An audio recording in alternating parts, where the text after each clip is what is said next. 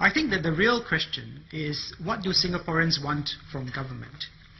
The French economist Frédéric Bastiat once described government as that great fiction through which everybody endeavors to live at the expense of everyone else.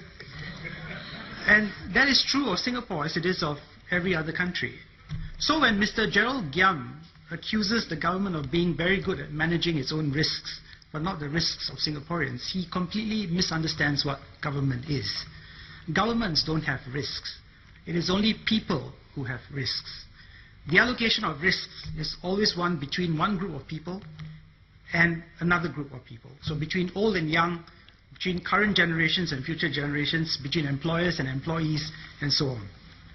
It is the government's role to allocate risks between these different groups in an equitable, sensible, and sustainable way.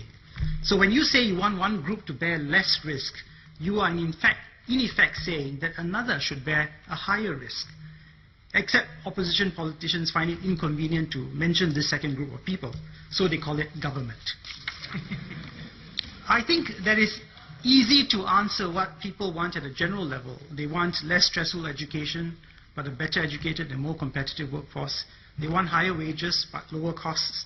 They want a free market, which promotes investment and creates better jobs, but with protection from competition. It is when we come to the details that things get a bit more complicated. But the details are everything. It's what distinguishes a successful country from one that is not. We are fond in this house of saying, you know, the policy sounds good, but the devil is in the details. But very few critics of the government are prepared to get into the details because it's not always pleasant to see the sausage being made.